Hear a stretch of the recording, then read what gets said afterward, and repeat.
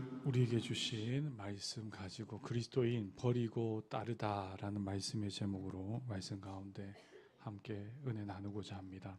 그리스도인이 누구냐? 버리고 따르는 사람입니다 라고 그렇게 이야기할 수 있습니다. 옆에 분에게 한번 인사해 주시겠습니까? 그리스도인은 버리고 따르는 사람입니다. 네, 쉽지 않은 이야기죠. 뭘 버려야 할지 또 뭘 따라야 할지 쉽지 않습니다. 그리고 이 버린다라는 게요, 생각보다 쉬운 일이 아니에요. 내 이때까지의 삶이거든요. 나의 존재고 나를 규정하는 것입니다. 근데 이것을 버리고 다른 것을 따른다, 굉장히 어려운 결단입니다. 근데 예수님은 우리에게 요청하셔요. 그리스도인이냐? 네가 나를 믿느냐? 그러면 너 버려야 할 것이 있다. 그리고 네가 따라야 할 것이 있다. 이렇게 이야기해 주셔요. 쉽지 않은 이야기지만 예수님 도전하십니다. 그런데 이 일을 억지로 만드시지 않으셔요. 이 참 감사한 이야기입니다.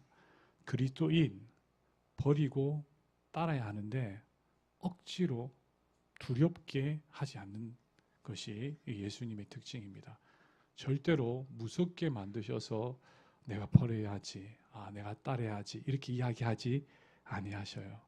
사랑이 많으신 주님은 우리의 마음속에 자원하여서 스스로 버릴 것이 무엇인지 알게 하고 또한 따를 것이 무엇인지를 결정하게 하셔서 우리가 그리스도인으로 살아가는데 아주 큰 도움을 주십니다.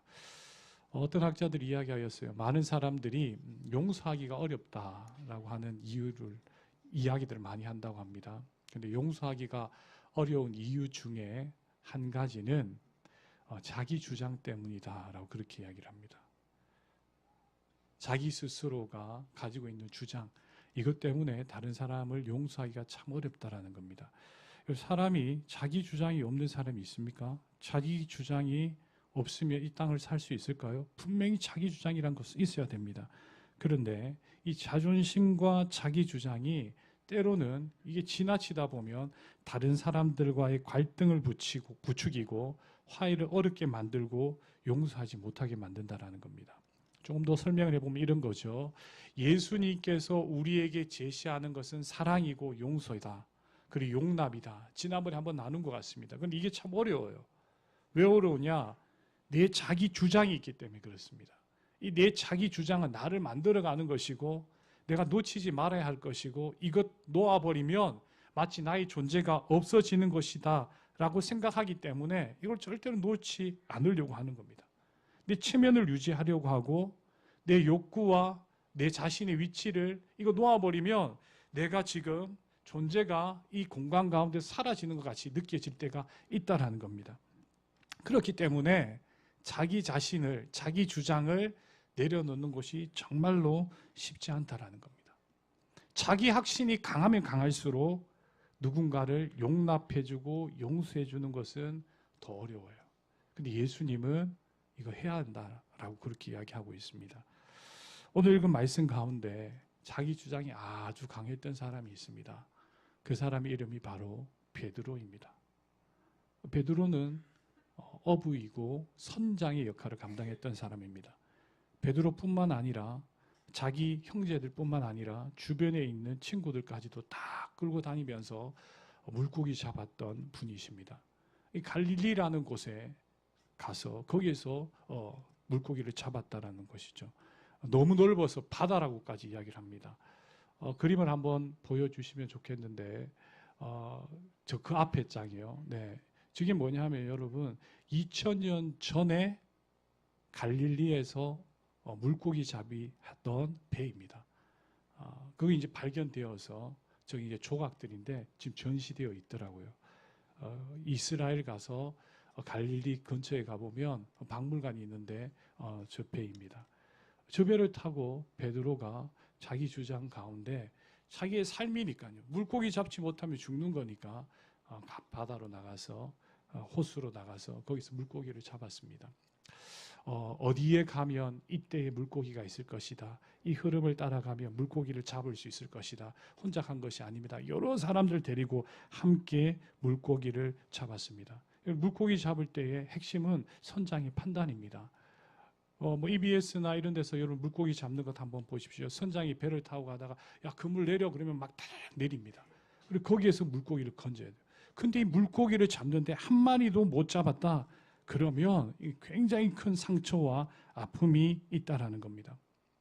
자기 주장을 정확하게 가져야 하는 사람이 선장인데 그것을 가지고 다른 사람들을 이끌어야 하는데 그 일들을 해내었는데 결과는 아무것도 없어요. 밤이 새도록 아무것도 잡지 못하였습니다. 베드로가 지금 거기에 있었다라는 겁니다. 밤이 새도록 수고하였지만 잡은 것이 하나도 없었어요. 이게 베드로의 모습입니다. 그의 마음 가운데는 얼마나 큰 안타까움이 있었겠습니까? 다른 주변에 있는 동료들 포함했을 때도 굉장히 민감한, 그리고 또한 어떻게 대우해야 될지 모르는 그런 상황이 펼쳐졌어요. 밤새도록 베드로를 중심으로 해서 물고기를 잡았는데 아무것도 못 잡았어요. 베드로에게 이 시간 너무나도 어려운 시간이었을 것 같습니다. 제가 어릴 때 친구들을 이렇게 데리고 누구를 만나러 가고 싶어서 갔습니다.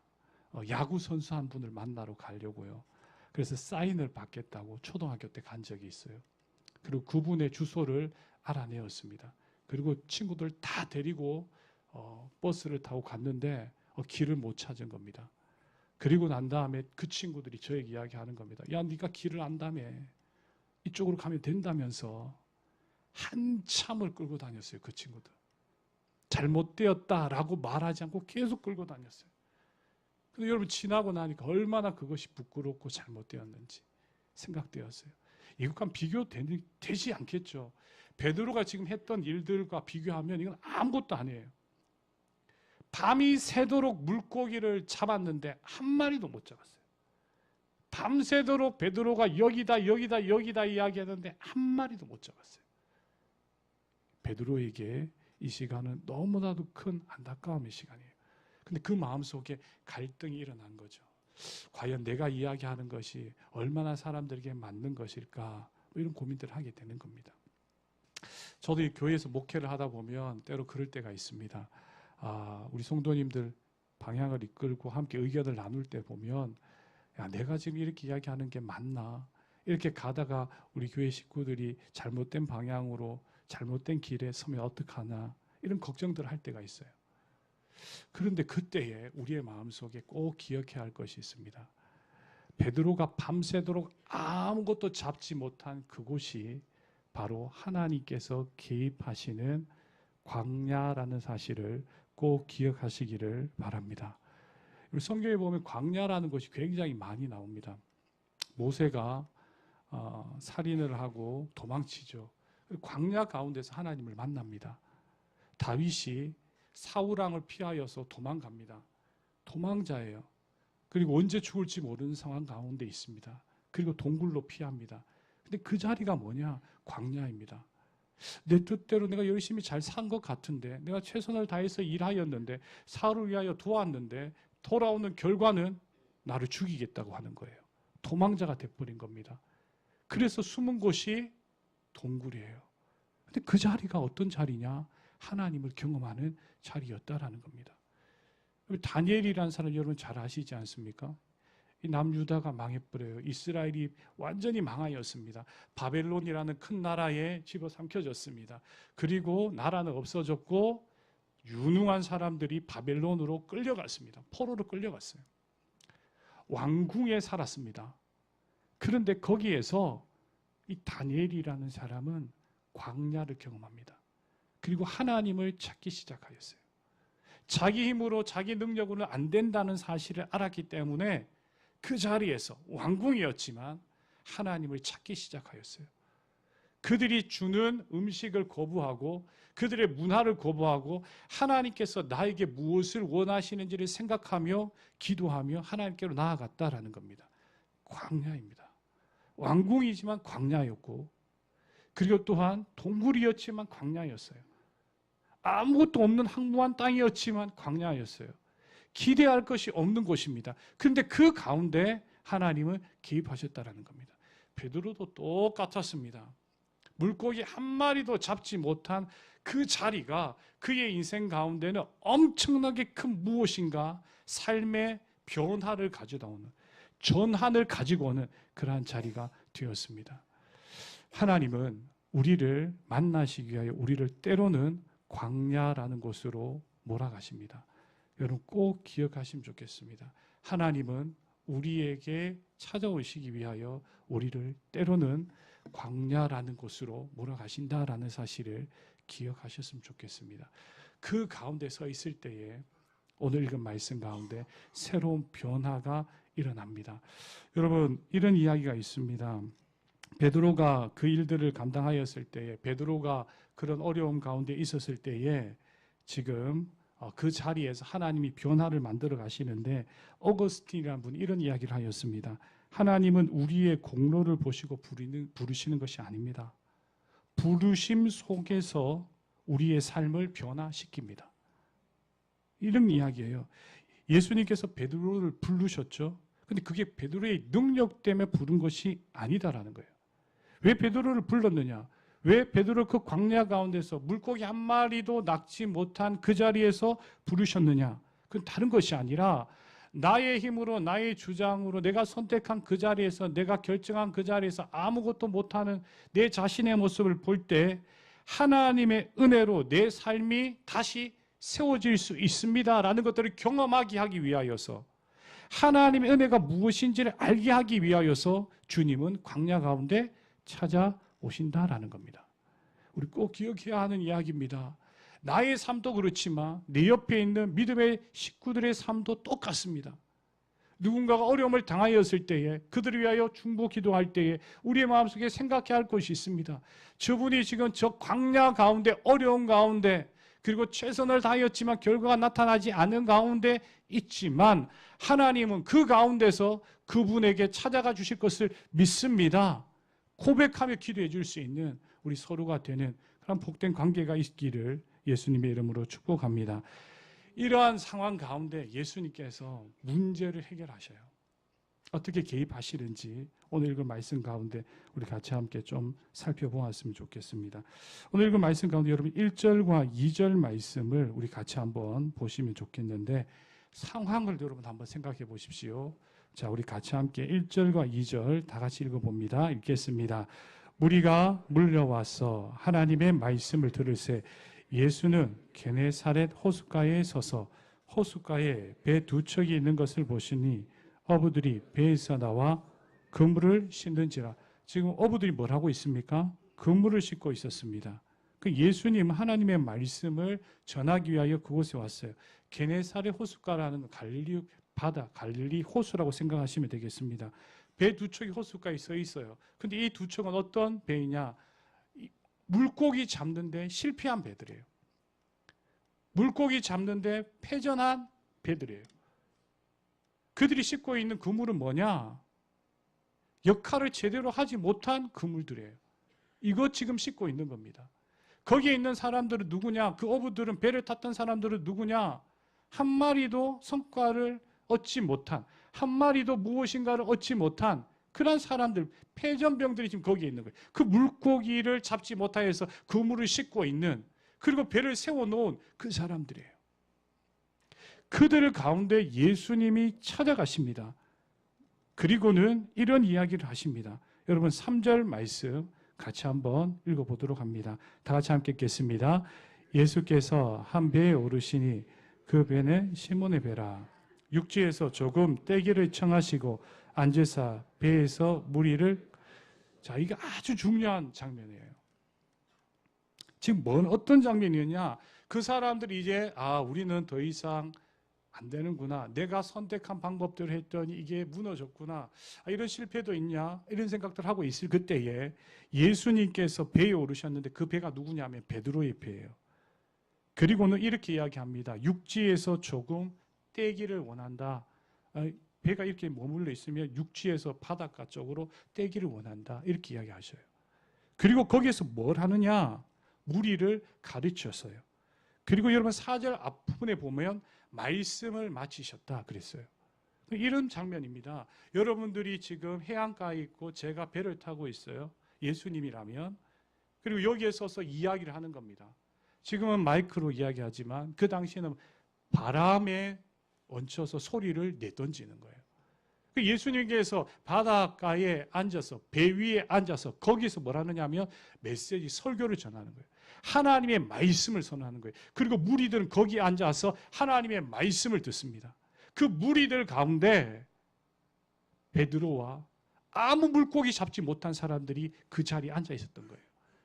자, 이전에 그 배는 어떤 배였습니까? 물고기를 잡는 배였는데 거기에서 아무 일도 일어나지 않았기 때문에 그 배가 그 자리에 서 있을 수 있었고 그 물은 다시 한번 손질되어지고 그 자리에 누가 가느냐? 예수님이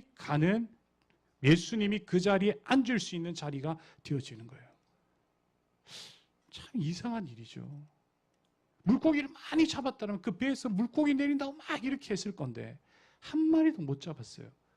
그때 그 물고기에 누가 올라가는 물고기 잡는 배에 예수님이 타시고 거기에서 물고기 잡는 일을 하는 것이 아니라 메시지 하나님의 말씀을 선포하는 자리로 바뀌어지는 거예요. 예수님이 거기에서 무리들 향하여 여러 가지 이야기를 하십니다. 그리고 난 말씀을 마치시고 베드로도 얼핏 들었겠죠.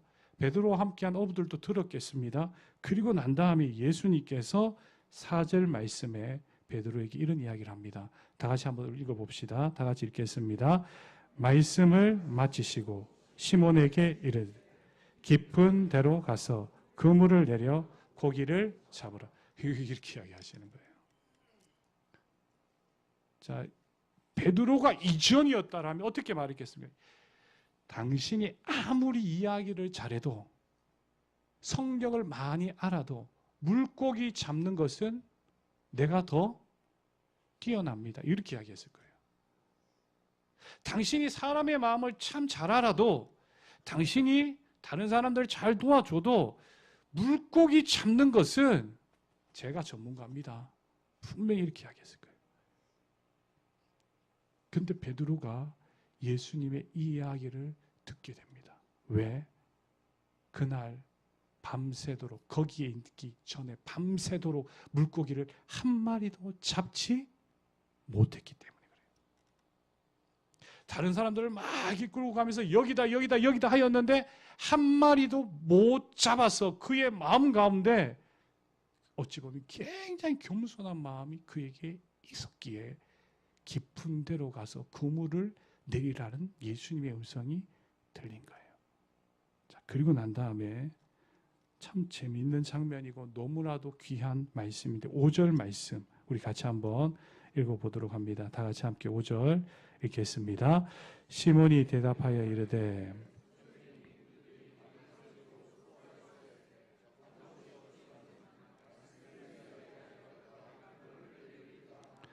이렇게 이야기해요. 시몬이 대답합니다. 선생님, 우리가 밤이 새도록 수고하였으되 잡은 것 전혀 없습니다. 물고기 못 잡았습니다. 그런 이야기죠. 그 배는 뭐냐? 물고기 잡지 못한 배예요. 그리고 물고기 잡지 못한 어부들이 있고 다 제가 설명했는데 한번 눈으로 한번 쭉 보십시오. 예수님 그렇게 이야기하였는데 그 다음에 여러분 보시면 이 아주 중요한 한 표현이 나옵니다. 뭐에 의지하여서? 말씀에 의지하여. 누구의 말씀에 의지했다는 거예요? 예수님의 말씀에. 이제 들리는 거예요. 깊은 데로 가서 그물을 내리라는 예수님의 말씀이 들리는 거예요. 자, 광야예요. 자기 주장이 옳은 대로 생각했어요. 이제까지 실패해 본 적이 없었고 많은 사람들을 리드했던 사람이에요. 그런데 거기에서 밤새도록 물고기 못 잡았더니 이제 예수님의 음성이 마음속에 다가옵니다. 그래서 이렇게 이야기해요. 말씀에 의지하여. 누가? 내가. 이 표현도 아주 중요해요. 말씀에 의지하여 당신이 하십시오. 이런 게 아니에요. 말씀에 의지하여 우리가 해야 됩니다. 이런 이야기 아니에요. 말씀에 의지하여 누가? 베드로가. 말씀을 따르기로 순종한 내가 이야기한 거예요. 무엇을? 그물을. 한 마리도 못 잡은 그물이에요. 실패한 그물이에요. 근데 무엇으로 바뀌었냐면 말씀에 의지하여 던진 도구예요. 내 주장에 의해서 내 이제까지 경험에서 던진 그물이 아니에요. 내가라는 이 베드로라는 존재가 바뀌었는데 이전까지는 예수님을 잘 모르는 사람이에요. 예수님을 확실히 신뢰한 것이 아니에요. 그런데 그의 인생 가운데 광야를 거치면서 이제 한번 신뢰할 수 있는 발걸음이 띄어지는 거예요. 한 발걸음 옮기게 되어지는 겁니다. 예수님은 그 포인트 가운데 찾아가시는 거예요. 그 자리에 찾아가시는 거예요. 그리고 말씀을 주시는데 이제 내 삶 가운데 그 말씀을 한번 들어봐야 되겠다는 생각을 주시는 거예요. 한번 내가 그 말씀을 순종해 봐야 되겠다는 생각이 드는 거예요. 저 사람들이 아니라 내가 따라가 봐야 되겠다는 생각이 드는 거예요. 그리고 이전에 했던 똑같은 그물과 방법이지만 완전히 다른 도구를 가지고 가기 시작하는 거예요. 예수님의 말씀에 의지한 그물을 가지고 던지는 거예요. 놀라운 일이 일어나는 거예요. 여러분, 그리스도인들이 하나님의 말씀을 들어야 합니다. 이 이야기는 굉장히 의미가 있는 겁니다. 여러분, 어려울 때, 위기일 때 주님이 나에게 무엇을 말씀하시는지 들어야 합니다라는 건 너무나도 소중한 고백이에요. 왜? 하나님은 그때 우리에게 반드시 찾아오시는 거예요. 내 인생 가운데 이것은 내가 확실하다 생각했는데 그게 무너지는 그 자리는 하나님이 반드시 말씀하시는 자리인 줄로 믿습니다. 그러면 그 말씀 가운데 내가 이제껏 가지고 있는 도구와 내가 이전에 했던 방법, 그걸 가지고 다시 해보는 거예요. 주님의 말씀에 의지하여 깊은 곳으로 나아가는 거예요. 그리고 거기에 그물을 내리는 겁니다. 베드로가 이 결단을 하였어요. 이 일들을 하였을 때 어떤 일이 일어났느냐? 놀라운 일들이 일어납니다.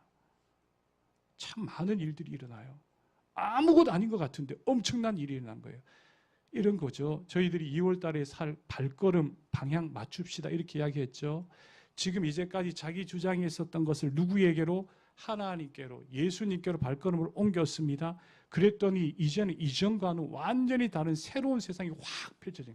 이쪽이 어둠이었다면 밝은 빛이 확 펼쳐지기 시작하는 거예요. 그걸 우리가 지금부터 이제 한번 볼 겁니다. 한번 보십시오. 자, 우리 한번 같이 함께 읽어봅니다. 6절 말씀을 읽어보도록 합니다. 6절 다 같이 함께 읽겠습니다. 그렇게 하니 고기를 잡은 것이 심히 많아 그물이 찢어지는지라. 할렐루야. 아우, 놀라운 일이에요. 저분이 이야기하는 대로 하면 될까? 야, 근데 그 말씀 의지했더니 물고기가 잡히는데 엄청나게 잡혀요. 그물이 찢어질 정도예요. 여러분, 꼭 우리 기억합시다. 하나님이 내게 주신 말씀, 이게 확실하다, 반복되어져서 내 마음속에 주신다, 반드시 하시기를 축복합니다. 그 가운데 그물이 끊어질 정도의 엄청난 하나님께서 우리에게 허락하신 축복이 나타나기를 간절히 축복합니다. 새로운 길들이 드러나는 거예요. 이걸 우연이라고 사람들이 이야기할 수 있습니다. 그런데 그리스도인들은 절대 우연이 아니에요. 나를 잠시 내려놓고 주님의 말씀에 의지하여 주님을 따랐을 때에 우리의 인생 가운데 하나님이 개입하시고 일하시는 장면들을 우리가 경험하게 되어지는 거예요. 이 장면들이 우리의 인생 가운데 자꾸만 일어날 때에 우리 인생 가운데는 참된 행복과 기쁨이, 이 땅 가운데 하나님의 나라를 경험하는 놀라운 은혜가 우리 인생 가운데 나타날 줄로 믿습니다. 여러분, 모든 영역 가운데 그 일들이 있어야 되는 거예요. 최선을 다하여 사는 겁니다. 근데 이게 잘 안 돼요. 그런데 주님 앞에 여쭤보는 겁니다. 하나님, 도대체 무엇이 제가 부족한 겁니까? 주님의 말씀을 쫓는 그리스도인들로 제가 어떤 부분들을 채워야 하는 겁니까? 주님, 내게 주신 말씀이 있다면 그거 가지고 다시 가보는 거예요. 다시 바닷가로 나아가 보는 거예요. 다시 내 삶의 현장으로 나아가는 겁니다. 다시 쓰러진 자리 가운데 내가 나아가는 겁니다. 내가 섬겨야 할 그 자리에 또다시 나가보는 거예요. 그리고 그물을 내려보는 거예요. 하나님의 뜻 가운데로 그대로 행동해 보는 겁니다.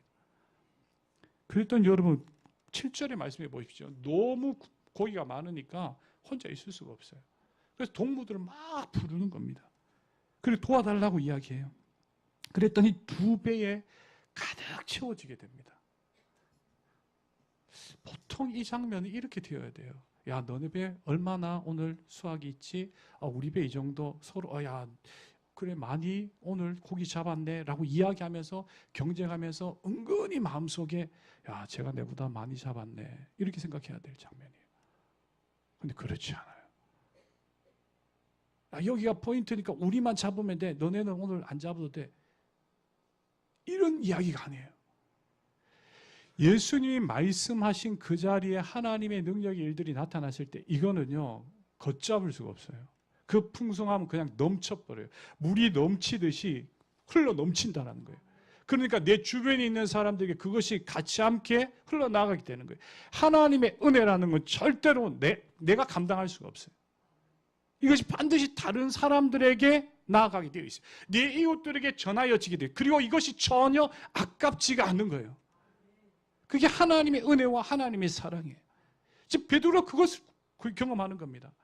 서로 경쟁해야 할 대상이고 서로 누가 더 잡았는지 이야기해야 되고 그리고 그 가운데 내가 기뻐하고 조금 더 실망하고 이런 상황이 되어야 되는데 이게 그렇지 않아요. 빨리 와서 도와라. 빨리 와서 도와라. 이것도 싫어라. 저것도 싫어라. 우리 함께 가자. 이렇게 되어지는 거예요. 너무나도 놀라운 역사가 일어나는 겁니다. 무엇 때문에? 말씀을 의지하여 내가 그물을 내리리이다 라는 그 한 포인트 때문에 완전히 뒤바뀐 거예요. 이 모든 일을 통하여서 깜짝 놀랐어요. 베드로뿐만 아니라 거기 있는 모든 사람들 놀랐어요. 와, 어떻게 이런 일이 있나? 이 도대체 뭐지? 이전에 실망이었다면 완전히 상황이 바뀌어 버렸어요. 너무너무 기쁨이 넘쳤어요. 근데 이것이 두려운 거예요. 야, 저분이 도대체 뭔가? 그래서 여러분 오늘 읽은 말씀 가운데 베드로가 이런 이야기를 합니다. 여러분 한번 우리 같이 한번 8절 말씀을 읽어보도록 할게요. 8절을 다 같이 함께 읽겠습니다. 시몬 베드로가 이를 보고 예수를 무릎 앞에 엎드려 이르되 주여 나를 떠나소서. 나는 뭐다? 죄인입니다. 왜 죄인일까요? 자기가 제일 똑똑한 줄 알았거든요. 근데 아니었어요. 자기가 다 책임질 줄 알았어요. 아니에요. 자기가 능력을 만들 수 있다고 생각했을 거예요. 아니에요. 예수님께서 내가 생각하는 것 이상의 것을 해준 거예요. 눈물도 막 흘렸을 것 같아요. 아, 난 죄인입니다. 난 참 부족합니다. 그때 예수님께서 이야기합니다. 무서워하지 말라.